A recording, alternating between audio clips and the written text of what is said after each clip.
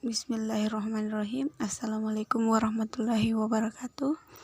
Perkenalkan, nama saya Nur Harida Rahmi dari Prodi Tadris Matematika Fakultas Tarbiyah Institut Agama Islam Negeri Yayan Parepare. Di sini saya akan memberikan satu contoh dari perencanaan pembelajaran yang dilihat dari kondisi, metode, dan hasil belajar siswa, di mana kondisi ini terdiri dari tujuan dan karakteristik isi bidang studi, kemudian kendala dari karakteristik bidang studi, dan karakteristik siswa. Selanjutnya, metode yang terdiri dari strategi pengorganisasian pembelajaran, kemudian strategi penyampaian, dan strategi pengelolaan pembelajaran.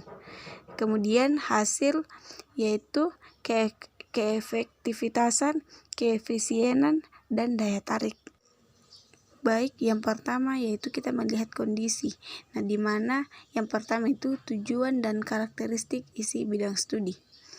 Nah, dengan mempelajari sistem persamaan linear dua variabel, diharapkan siswa mampu memahami konsep penyelesaian dari sistem persamaan linear dua variabel dan dapat menyelesaikan masalah yang berkaitan dengan sistem persamaan linear dua variabel, serta dapat meningkatkan minat belajar siswa dalam materi tersebut. Sistem persamaan linear dua variabel merupakan suatu persamaan matematika yang biasa disingkat SPLDF. Sistem persamaan ini memiliki ciri khusus dengan berbagai unsur pembentuknya. Nah, adapun unsur pembentuk dari sistem persamaan linear dua variabel yaitu terdiri dari variabel, koefisien, dan konstanta.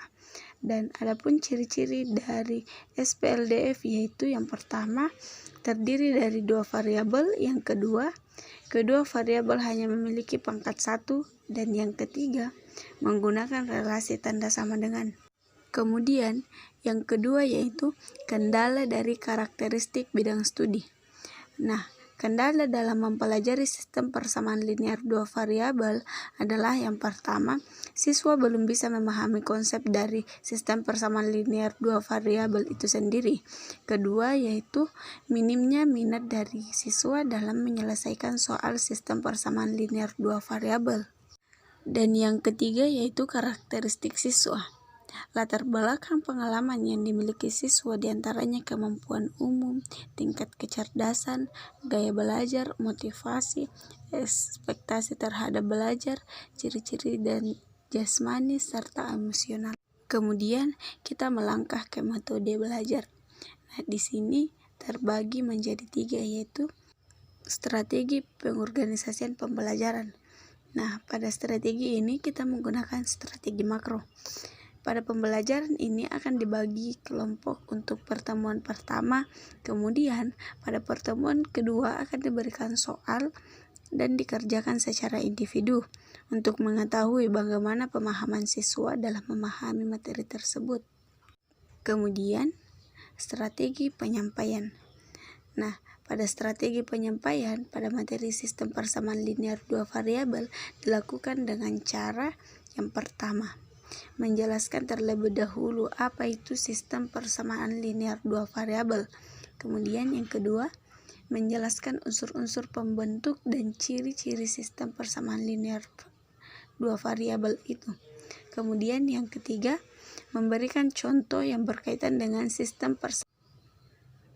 Dan adapun strategi pengelolaan pembelajaran yaitu strategi atau tahapan yang dilakukan dalam pemecahan masalah materi sistem persamaan linear dua variabel adalah yang pertama, memberikan kesempatan kepada masing-masing kelompok untuk berdiskusi mengenai materi sistem persamaan linear dua variabel.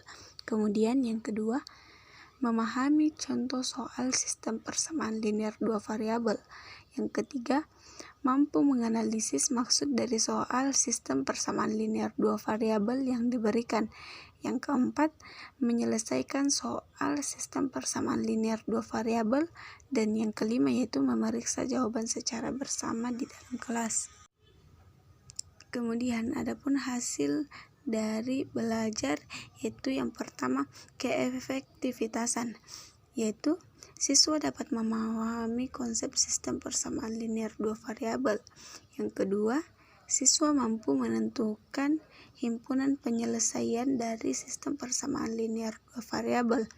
Dan yang ketiga, siswa mampu menyelesaikan suatu masalah yang berkaitan dengan sistem persamaan linear dua variabel. Dan dilihat dari keefisienan, yaitu waktu yang dibutuhkan dalam pembelajaran materi sistem persamaan linear dua variabel adalah 2 kali pertemuan, di mana pertemuan pertama dilakukan dengan membentuk beberapa kelompok dan pertemuan kedua dilakukan dengan menjawab soal-soal. Dan jika dilihat dari daya tarik, sebagian besar siswa memiliki daya tarik dan antusias yang cukup besar karena dibagi dalam beberapa kelompok untuk bersama-sama mempelajari sistem persamaan linear dua variabel tersebut. Baik, mungkin cukup sekian contoh dan penjelasan yang saya berikan. Kurang dan lebihnya mohon dimaafkan. Minallahi musta'an wal itiqlan. Wassalamualaikum warahmatullahi wabarakatuh.